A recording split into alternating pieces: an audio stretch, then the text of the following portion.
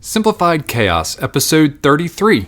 Life is beautiful and full of chaos. And it can get slightly out of hand if that shit's not tamed. We're here to share how to simplify the little things to start leading a more purposeful life. This is Simplified Chaos.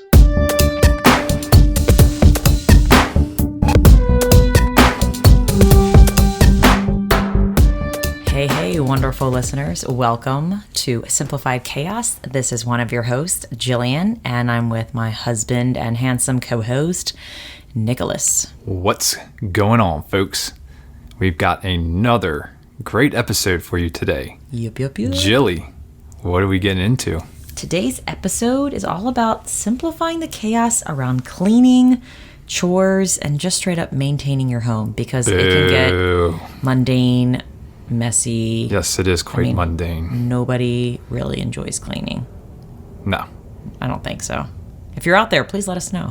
Actually, there are some people who find cleaning therapeutic. There are people out there who do that. I like the end result, yes, for sure, just not the process of actually doing it. Absolutely. But we'll get into all that in just a few minutes. Before we dive into today's topic, as always, we're going to talk a little gratitude. Jilly. Yes. What are you grateful for this fine podcast day? Today, I am grateful for Amy Dunkel from Moms Who Rule the World podcast. So I was interviewed on her podcast, and it's so funny because we podcast all the time, but I had butterflies in my stomach when she was interviewing me and just asking me questions. You did a great job. Thank you. I listened to it. I thought you did a fantastic job. It was a great podcast. We talked about a lot of the things that we talked about on here, but I mean, it was just cool from an interview perspective rather than us going back and forth. Just hearing your answers to the questions that Amy was asking you, I thought you did a fantastic job. So, folks, definitely check that one out. Thanks, babe. I appreciate it. Yeah, and she's got a lot of great content for moms, just dishing out the real stuff. So, any moms listening and you want to hear some really good, juicy stuff, check her out at Moms Who Rule the World. But yeah, what about you, babe? What are you grateful for? So I am grateful for Lucille's season of life right now. Tell me more. Particularly how she goes to bed. Because for the last, I want to say 2 weeks, maybe 3 weeks, she's not going to bed the way that she's gone to bed for the first 13, 14 months of her life, which is usually on your boob. That is true. Her and I have this little blanket that is in the middle of her floor, and I will lay her down, and she does her weird little way that she lays down because she's like butt up. Basically, what is it, downward dog? Mm-hmm. She's in downward dog position, but with her arms back, and she just sits there and kind of stares at me for like 10 minutes. Aww. Sometimes saying hi, but most of the time just staring, her eyes slowly closing. And today, like, she was just kind of feeling my nose, trying to poke my eye, put her fingers in my mouth and stuff like that. But it was just really cool that that's kind of how she wants to go to sleep right now. And I know you've had an experience for like 14 months where this child can't go to sleep unless she's with you. And now I feel like I'm getting that experience, and it's really freaking cool. So I'm just grateful that I'm getting to experience that in this part of her life, because I don't know how long it's going to last. It seems like she's changing by the day, so this could last another day. Tonight could have been the last night, but I'm just kind of really embracing it right now. You just have to enjoy the moment as it comes, because every moment is different than all the rest. And that sounds cliche, but especially with like a baby growing, it's like every minute is different. And I'm glad you're getting like your bonding time, because I have a lot of bonding time with her and I cherish every moment. Yes. Even with sore nipples. But yeah, no, I'm glad you're getting your little one-on-one time. That's pretty special. Yeah. No, it's been fantastic, and she's been going to bed pretty early lately because she's bucking her second nap of the day. Yeah, so it's kind of like I get home, I eat, and then the next thing I know, we're upstairs in her room going to bed. So it's left a lot of time for us in the evenings. We're trying to figure out what to do with ourselves, but we've done a really good time. My sister and I were just playing a mean game of rummy. I was kicking her ass. Oh, yeah? Yeah. Didn't she kick our asses last time? Yeah, she did. Yeah. But yeah, we've been busting out the card games a lot more and just sitting outside and chilling. It's been fun. Some fun things happen when you don't have Netflix. Mm-hmm. Yeah. All right. So enough with the gratitude, and let's dive into today's topic, talking about chores, cleaning, maintenance in the household. I found this quote, and I thought it would be good to start with this. Is this the quote of the day? It's not the quote of the day, but it's like a good... I'm painting a picture of how our perspective of chores is. And here's the quote. House cleaning is like being caught in a revolving door. Have you been caught in a revolving door? Once. But it seriously is. I thought that analogy was like dead on, because once you think you're done, it's like you have to do it all over again. Like, oh my goodness, yes, I just cleaned the toilets. I feel awesome. Then it's like, wait, the toilets are dirty again. Yep. Got to do it again. The furniture is dusty. The floor needs vacuuming. Mm-hmm. Yeah. It is a vicious cycle that keeps coming and coming and coming. And it's one of those things where, I think we've done a lot of proactive things to help make cleaning easier. Mm-hmm. For example, getting rid of furniture, getting rid of a lot of decorations, knickknacks, anything that makes cleaning, decorative pillows, anything that makes cleaning take longer. I think we've done a pretty good job of doing that, and we keep on doing it and reassessing our home. But I think we've done a pretty good job of having a routine for right now. And I'm not saying this is going to stay, but I kind of did an experiment to help make cleaning a little bit easier. And this is going to be about a month of doing it so far. But I've been doing designated tidy home days. Yeah, I saw your list on the bulletin board downstairs. Yes. And I know you're part of it more for on the weekend, but since designated days works for meals, and if you haven't listened to our, I think it's Simplifying Meal Planning episode, definitely check it out. But we talked about it a few times, but that's definitely the episode where we really dive into it. But I felt like, why recreate the wheel? If that works so well with us with cooking and simplifies the chaos with cooking and deciding what to make, then why can't I try it with cleaning? So I made this list, and it could change, but for right now, I made that Monday is a laundry day. When I say laundry, I mostly mean just like clothing. Mm-hmm. Tuesday is toilets. Toilet Tuesday to go along with Taco Tuesday. Toilets and tacos. There you go. Wednesday is wiping. So like windows, sinks, appliances, butts. Counters. Well, we wipe butts every day. Yes. At least I do. A lot. Oh, yeah. Thursday is dusting. Dusting. That's probably my least favorite thing to do. I don't mind doing windows and vacuuming and stuff like that, but dusting just doesn't float my boat. Dusting Hoffman. Dusting Hoffman. Oh. Nice one. Friday is, my mom she kind of helped me create this. She calls it linens. So Friday means like towels, sheets, that kind of stuff. Washcloths, Yeah. And then the weekend is straight up vacuuming. So that's my job. You are the king vacuumer of, is that a word? It sounds the weird. vacuumee. Stop it.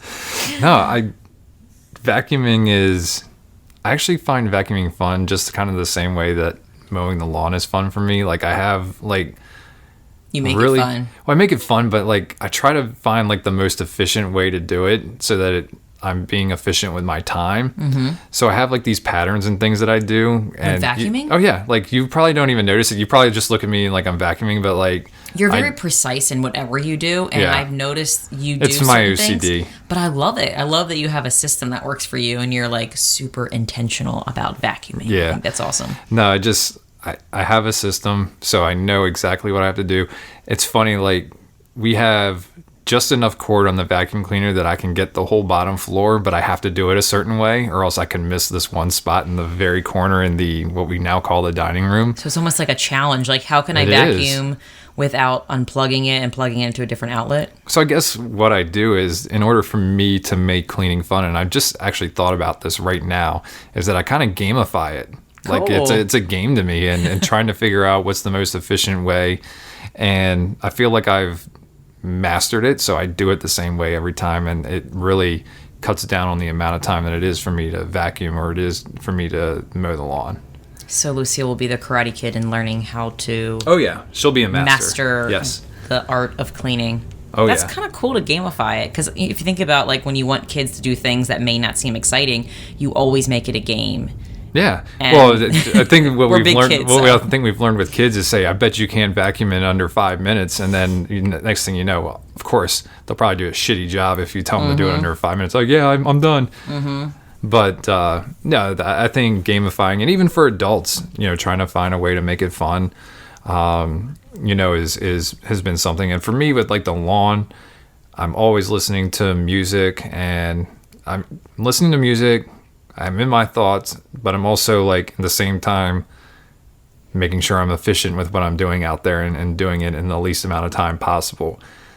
And I think we kind of set boundaries on, I guess, I don't want to say in charge of, but we kind of put you as the president of the outdoor landscaping and duties. you are the queen of the indoors. But we still help out with each other if needed. Yes. Like if, there's a reason why you can't mow the lawn or something like that, then my ass is out there mowing the lawn for you. Like, I know how to do it.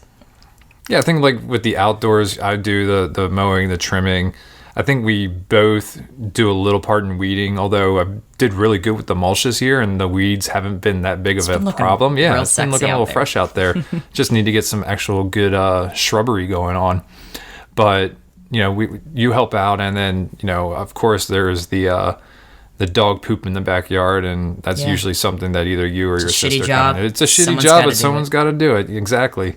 I make it fun too. I like squat, like I get my squats in. Like since You're doing lunges and squats out there, trying to avoid dog shit. Because I don't really work out per se anymore. I just kind of like move throughout the day. So I'm like getting my squats in, make sure my form is good. I don't want my back hurting, and I'm lunging and doing side lunges, and it's it's all about making gamifying it fun. too. Gamifying it in a way as well. Absolutely. So yeah, I mean, there's definitely ways to take the mundaneness, if that's even a word. Yes. I think I made it up, or maybe sounds not. cool. It sounds about right. But there's a way to take the mundaneness out of cleaning. For sure. And I think this was my way to gamify it in a way, like designating days for certain tasks kind of was really fun for me, and my mom chimed in and we kind of had fun doing it. So I can see how like doing this with Lucille would be fun too, if you want to mix it up and change it and add different labels to make it different so it's not just repetitive. I think that would be fun. But I did want to talk about kind of the pros of what I've learned doing it this way. Okay. And I will definitely put the designated days in the show notes in case you want to try it out and experiment with it, or make up your own. But it's definitely... It's a good template. It's a good template, for sure. And, you make it your own with what works for where you live. You do you. But the benefits of, like, having this routine so far is that, number one, my memory is horrible. And I don't know That's if it's... an understatement. I feel like I can't use mom brain as an excuse anymore, because... It's just Jill brain. It's just Jill brain. But what I like about having designated cleaning days is that if I do, like, let's say it's dusting day and I don't really have to dust because there isn't actually a lot of dust. I pass that day and it's okay. But then when I come to it next week, I have a very good, like, I can remember the week prior, if that makes any sense. And I'm like, oh, I remembered I didn't dust last week, so I'm going to dust this week. Versus, I don't know when the last time I dusted was, because that's kind of how dusting was for me. It was whenever I saw it really caking up and looking pretty bad, it's like that's when I decided to dust. And usually it's the fans that are the worst. That is the worst. And it's just like, because they run all the time during the summer. Then the first time you stop it, you're like, how the hell did this moving fan collect so much effing dust? Yeah, and that's crazy. And that's another thing. It so it doesn't get backed up months.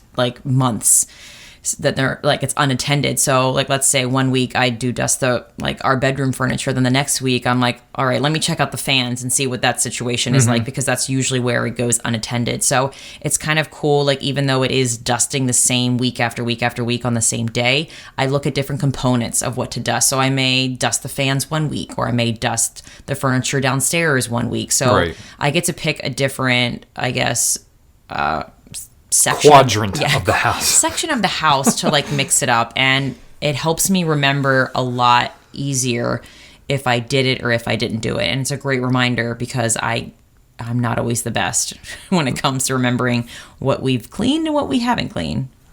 Good call. And then, so for me, number 2 is that I think routines just make life so much easier. They definitely do. And I know if you keep them consistent, like sometimes it can get boring. And I do believe in that you mix up your routines, like keep it the same for a while, whatever works for that season of life, but then change it if it's not working, or if it's like, you know what, I'm getting too stuck in this and I may be like forgetting certain things, or maybe it's not as exciting. I definitely think it's important to change it up and find routines that work for you. But I know that once I get in the habit of doing something, it makes it a little bit easier to go through the day and just have a cleaner house. Yeah. Yeah, like for the lawn, I would prefer to mow during the evenings, like during the summertime when you have the daylight, so that I have my weekends. And unfortunately, it doesn't always end up that way. But I try to make it a routine to do that during the week so that I have that hour and a half that it takes me to do yard work back on a Saturday or a Sunday. So it's just really building that routine into your schedule where it's most appropriate, where, again, for me, it's always being the most effective. When is it going to be effective for me? Is it effective for me to do the yard work when I get home from work? You know, you have a long day, but it's me being outdoors with my thoughts, with the earbuds in and whatever, and I would much prefer to do that. Unfortunately, this week I have to do it this weekend because I didn't have a chance this week.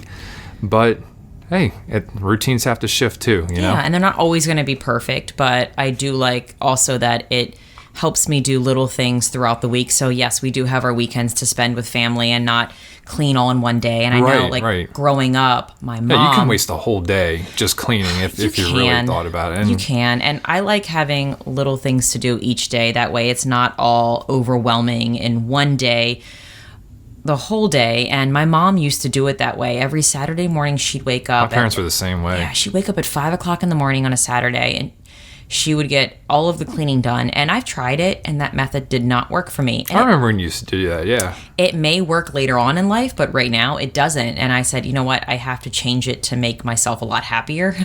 So I guess because during the week we have all these little chores to do, it makes it less stressful. And it makes me appreciate my stuff more, like the stuff that I do decide to keep and that I love, because I don't feel overwhelmed when I'm cleaning it. If I do a little bit every day, it makes me appreciate my home more. Yeah, would you rather spend 15 minutes a day on it or spend a 5-hour block window on a weekend and do it? Yeah. And the other thing to say about that is if you approach the weekend and you haven't done any of the chores and you see that you have 5 hours ahead of you of cleaning to do, there might be some Saturdays that you're like, yeah, I'm not going to do that. And then it ends up piling up. And your house then is just kind of out of control. So the whole point is to really not get to that point where it's just kind of spiraling out of control and you feel overwhelmed, stressed, anxiety because your house isn't the way that you want it to be. Yeah, I'm definitely that proactive person versus the reactive. So I like being ahead of it so I don't get overwhelmed and I don't get stressed out, because I know when I am overwhelmed and stressed out, or I see dust and dirt and clutter, it makes me a not as kind person. It makes me not as patient person. And that's not the kind of mom or wife I want to be. So I think by assigning a small task each day, it's easy for me. It makes me become a lighter person and a happier person. So ultimately it affects my whole mood, and who wouldn't want to be a happier person at home? I always love being happy at home. So do you want to talk about how like upbringing and seeing our parents, what they did in the house, how that kind of affected us? Well, I kind of already talked about my mom, and I think it's really cool to just stop and reflect over what your parents did growing up, like what they did in maintaining the home and cleaning, and to see if you are a reflection of your parents, or are you something different? Are you challenging what you saw growing up to make it work for you? And I think that's important. I think it's easy to get stuck in what we saw growing up and just to do what we saw. But like I said, like the way my mom did it growing up, I tried it and I was like, this doesn't work for me. I can't do it this way. I'm not going to be a happier person. So I had to change it. And I think it's important to reflect on that, just to see, am I doing what my parents did, or is it working for me? Just to question it, if it's effective for you and making you happier. Is there a different way you could be doing it? I feel like I'm definitely the spitting image of my dad when it comes to the types of chores that I do around the house. Not necessarily how I do them, but the chores that I do. So my dad always did the vacuuming. Now he would vacuum sometimes 3 to 4 times a week. I do it once a week. We might sweep up the laminate during the week just to get some of the dog hair up. But usually vacuum's a once a week kind of chore. He did dishes. My mom did the cooking. He did the dishes, and that's kind of the same thing here. I do the dishes. You're right. You do more of the cooking. And then my dad was in charge of the outdoors. He was the one mowing, trimming. I think as far as like the gardening goes, they kind of shared that responsibility, which I feel like we do as well. You have your herbs and stuff like that you plant and maintain. I'm a horrible gardener right now. Well, this year is a little bit different, but next year is going to be a completely different story. We're going to be farmers. But yeah, I mean, I feel like I'm the spitting image of him when it comes to the types of chores that I do around the house. So yeah, I mean, he definitely had a heavy influence on me. And, it's funny, like, sometimes I feel like I don't do enough on the indoors. But then you kind of remind me of what I do outside that kind of offsets everything. So, I think we have a really good balance of the types of chores that we're doing. And it's not really one person doing more than the other. I agree. And I think it's a conversation that you definitely have to talk if you live with multiple people or a partner or whoever you're with. It's definitely a conversation worth having, and not just make assumptions that they're going to know like he has to do that, or they're going to know that it's her responsibility to do that. Like, just sit down, be open, and have that conversation. And we did. We said, Nick said, as long as you're cooking, I'll be doing the dishes and I'll take care of the lawn, and I don't mind vacuuming. But it speaks really loud when you think about what we're doing and how it's a reflection of what our parents did. So it makes it even more, I guess, pressing on what we're doing. So that way when Lucille, who's like, what, is she 15 months now? 14 and a half? 14 months. For new listeners who don't know, like it makes it even more. 14 months yesterday. 14. So it just makes it even that much more, I guess, eye-opening that I really want to show her that we're responsible for our home and we take pride in our home and we're grateful for our home, and not to make it like, oh, I have to do this. Like, I don't want to say I have to clean. I want to say I'm able to clean, because we are so grateful that we have this beautiful home and we've chosen to keep everything in our home. And that's another thing I had by creating a system to help you make cleaning easier and being consistent with it. It helps you to kind of reflect on your belongings. So it helps you each week reflect on your stuff. Like, is this table still serving me?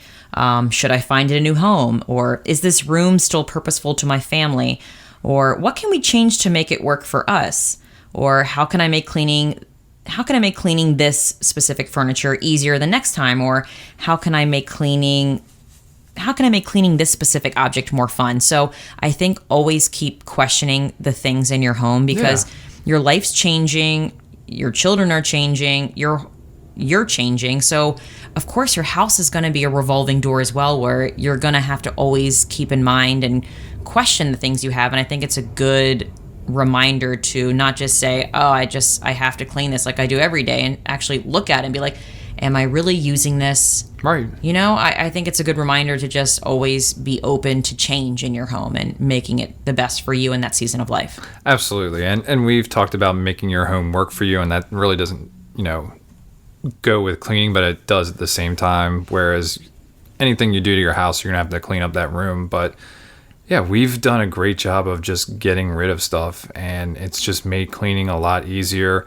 It's less stressful coming home, and things are in place, and it's not hard to put things back in place. I think I've mentioned that, right now it only takes like 2 minutes to clean up after Lucille after she goes to bed, because there's just not much stuff for her to get out and kind of strew all over the place. So it's just made our lives a lot less stressful.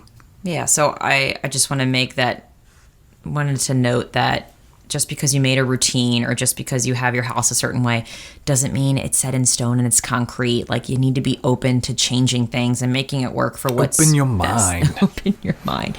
Because I'm constantly reevaluating things we have. And just the other day, I was getting rid of more Tupperware in our kitchen because... Gone.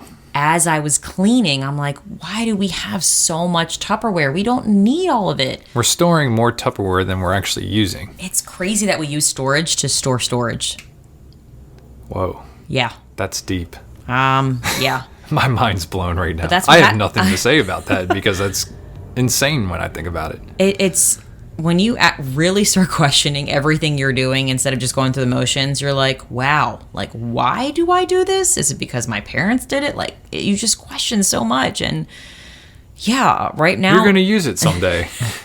I hate the someday 3 years. thing. 3. Still haven't used it. Yeah. But yeah, that is all I had about the experience of designated tidy home days. And so far it's working for us, and I'm going to keep it going. And if it doesn't work for us, I'm going to change it up and we'll make it fun again. But yeah.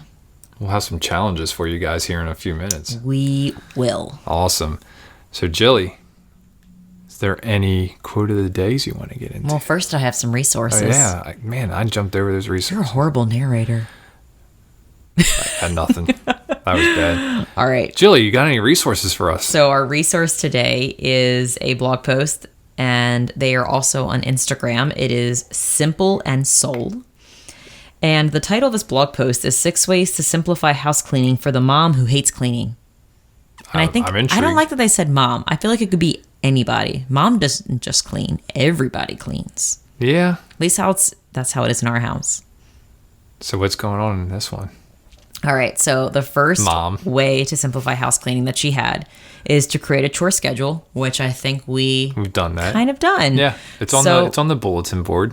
It's visible. Yes. We know what's going on any day. Yes, and if it doesn't work, change it. Yes. But I think it's important to write it down and have a visual. That way it reminds you, because I constantly need a reminder. I don't have it ingrained yet, like what day is what. So I'm always like looking, okay, Wednesday. Okay, Wednesday's for wiping. Now I remember. So I think it's important to have some kind of cute, fun visual. I agree. Yeah. No, it makes a lot of difference. And that being, we see that every day, so we know it's top of mind. And I just want to note this, that I know I did this. I Googled like cleaning templates or cleaning schedules, and I was completely overwhelmed with how much stuff was out there on Pinterest. So Pinterest is completely overwhelming. So Holy crap. If you start Googling and you get overwhelmed, seriously, just stop. Just stop and create your own, because that's what I had to do. I looked for ideas, and there was it was too many ideas, and I had decision fatigue. So that's why I created my own. So if you're trying to look for resources and it's very overwhelming, then I just recommend stopping, looking at your schedule, and just, or looking at your house and just deciding, what should I look at? Yeah, because ultimately at the end of the day, you know what you need to do to get done. You write it down and make a schedule, and you're good to go. Yeah, it just wasn't for me. Pinterest is not for me. It's too much for me. Number 2, time blocking. It often feels that there's not enough time in the world to get the housework done. It's hard enough to get alone time in the bathroom. All I think of is Paul Rudd when he sits in the toilet on This Is 40 in that movie. On his phone. He wants alone time. Yep. Let alone time for self-care, going out with friends, and exercise. So that's where the useful tool of time blocking comes in. Time blocking is just what it sounds like. You create blocks of time in your schedule, preferably reoccurring, to perform focused and specific tasks.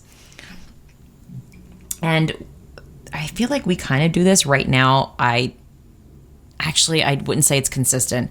I honestly, because I have summers off, since I'm a teacher, I clean whenever I find a moment where Lucille's engaged with an activity. So I decide, hey, this is a good time for me to do it. But I think if your kids are older, or if you don't have kids, if there's a specific time that works for you, like you get home from work, you just want to do 15 minutes of that specific cleaning activity, do it. So I think if you need to put in a block of time to remind you that this is the time where I'm going to do my 15 minutes of dusting, or my 15 minutes of wiping or vacuuming, or whatever it is, I think, I know you're very schedule based. Oh, I am. So I could feel that being... Reminders are a great thing, and Google Calendar has great reminders feature. It's not necessarily a calendar or appointment, but it's a reminder. And those are a godsend for me. It reminds me to call my mom on Wednesdays at 5 o'clock when I leave work. It reminds me to take out the garbage on Mondays. Yeah. I actually have my chores scheduled in there as a reminder. And it's so funny because I don't work that way, but you do. And I think if you're that type of person who needs to schedule blocks of times to remind yourself to do it, then absolutely do it. Like, do work what's best for you. Yeah. Jinx. Number 3 is rotate larger jobs. So, for example, like bigger cleaning projects, like wiping down the banister. Oh my God. That's another thing. That was an eye-opening thing. Our banister was so grimy because we never cleaned it. We didn't pay attention to it. We never paid attention to it. The griminess just kind of looked like the wood. We had no idea. So because of this blog post, it made me think of that. And it said, just to pick one big project a month and to write it down in your calendar so that it reminds you to go and look at it and clean it. So for example, maybe the banister, maybe in 3 months, we're going to go look at it and reassess it and be like, all right, let me get ahead of this grime and wipe it down. Baseboards. That's another thing. Those suck. I know. So I think by spacing it out, it makes it less overwhelming, but at least you have a reminder that I need to address the baseboards in 5 months. Every 5 months, I'm going to look at the baseboards. Or every 6 months, I'm going to, I don't know, mop the floors. The bigger household duties that you don't have to do every week. Duty. You said it. I was waiting for somebody to drop the duty. But yeah, so that way it's not like so overwhelming. Like I know there's a saying about spring cleaning, but the thought of like doing all of this stuff in one season is just like, it stresses me out thinking about it. But if you keep it up and have it scheduled, if you schedule it every 3 months, every 4 months, then you don't have to worry about that big spring cleaning project. Exactly. Yeah. So and always constantly evaluating what's in your house. Yes. The good thing about scheduling, like here's one big idea, like big project is wiping out cabinets. I know I can go a long time. I've actually vacuumed the cabinets, which makes it a lot easier. Oh, I do that. When I'm vacuuming, there's certain cabinets that get the old vacuum treatment. The great thing about like scheduling that kind of stuff is that you get to reassess what's in your cabinets or reassess what's underneath your sink or in your linen closet. So it's like a really great reminder to just like, let me check in here and see if we're using all this stuff. There's just something we can kindly let go. Yeah. Her 4th tip was delegate. So for example, have that conversation with who you're living with. Yes. It's very important to have that open communication. And if you feel like you're doing too much and your people who you're living with aren't pulling their weight, have that conversation. Say, hey, listen, this is what I'm doing. I don't know what you're doing. And then ask them what they're doing. And you don't want it to be an attack, but you want it to be something where you guys can mutually agree on who's doing what. And I think it's a good idea to say, okay, you have this. And if you want to do a rotation, if that works better for you as well. But I like to, I think we play off our strengths. And my strength is more the outdoors kind of things, and yours is more the indoor things. So I feel like if you're better at cleaning something than the other person, then find your strengths and continue with that. And I've kind of set this rule on creating boundaries. For anyone who doesn't know, my sister lives with us, and what I've done is it's almost like having a kid.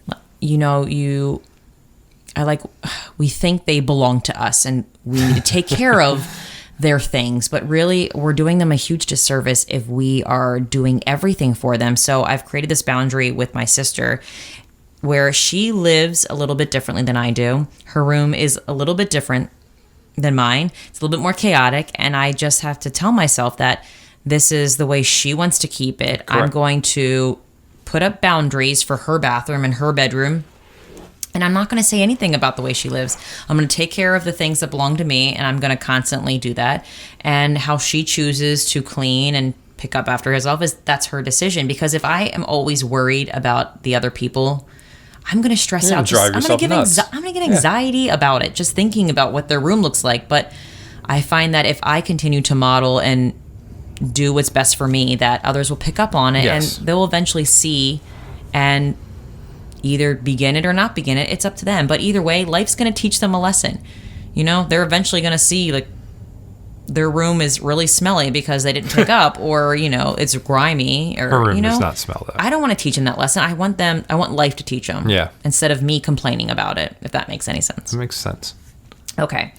And number 5 is clean as you go. Definitely.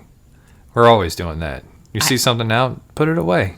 I think this really applies to dishes. Yeah. Dishes, I think, are one of those things that, and I can attest to this, when I lived with 2 other guys in Baltimore City, that sink would just get full. Oh my God, and that gives me we didn't such have stress. We didn't have a dishwasher either, and just nobody wanted to do dishes. And then finally, it just got to a point where it's like, you can't stick another piece of, another dish in here, so someone's got to freaking do it. But yeah, dishes, just when you're done your dish, clean it. Or if you have a dishwasher, rinse it and put it in the effing dishwasher. Yeah. It's not hard. I know my parents said to us over and over again, like, just put the damn dish in the dishwasher. It helps them out, and it doesn't take really any effort. It's funny that it only takes literally 5 seconds, but for some reason it's such a hard thing for us to do. Yeah. But yeah, that's a big thing for us. I think we do a pretty good job cleaning as we go. Yeah. I kind of do that with the toilets too. Sometimes if you see Tuesday, it, if it gets grimy before Tuesday, I'm like, listen, I got to do this because I can't stand to see this ring, so I just do it. And number 6, I like number 6. Let it go. Be gone. If it doesn't fit, you must have quit.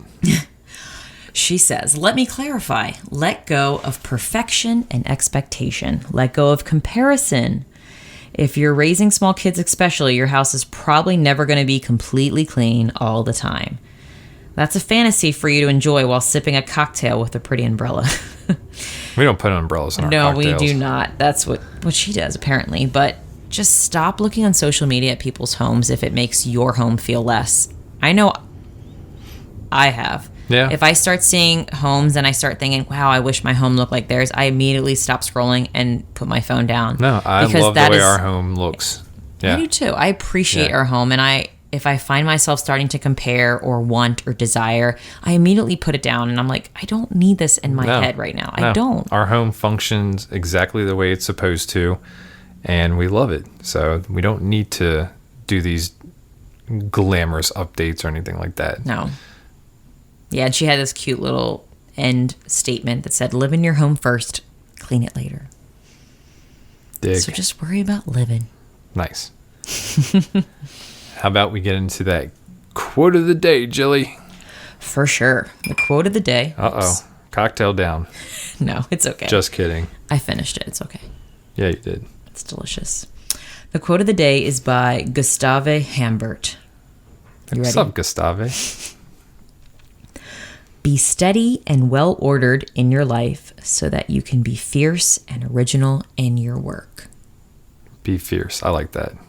You know who's fierce? Tony the Tiger. That was not good. No. That was not great. No. No. There's Fierce Grape Gatorade.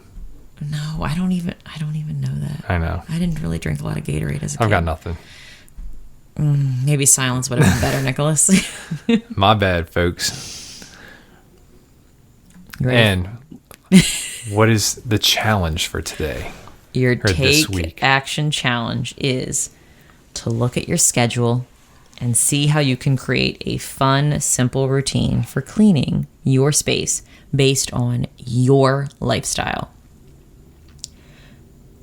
And just try it out. Yeah. See how it works. If it sucks, then give don't it the do old it. college try. But gamify it. Yeah.